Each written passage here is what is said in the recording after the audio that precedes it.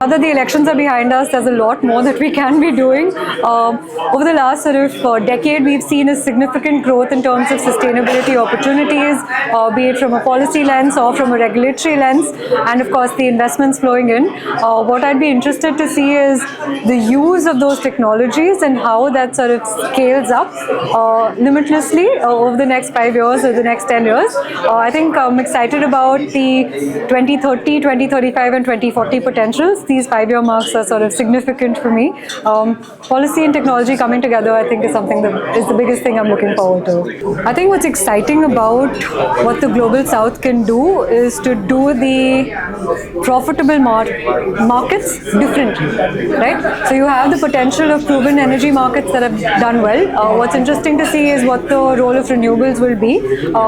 Historically, in countries like India, you've had decentralized solar do really well. We've been blessed with the right water and wind structures and the right sort of sun structures, so that's a given.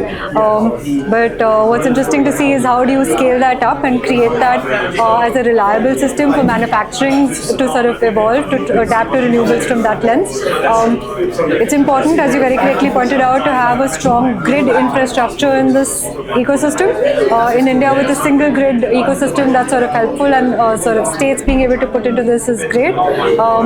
Mini grids for manufacturing would be an interesting technology. What's of course proven is solar, which is a proven technology, and that's something that we are seeing is scaling up. Battery ecosystem around it would be the key missing piece in terms of how manufacturing sort of transitions towards it.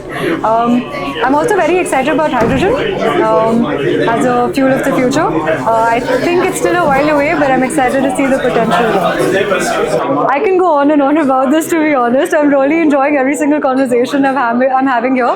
But I think most importantly, it's one of the only few forums where people can be honest with each other and transparent, because you have the right forums to have closed door conversations as much as you can in terms of visibility and vocal conversations. So it's important to get the right message out in terms of what are the possible innovations that are happening, but it's also equally important to discuss what are the challenges we are facing and how we can solve for it. And that's where the most sort of meaningful discussions can happen. I've been really enjoying that part of it. Thank you for having us here.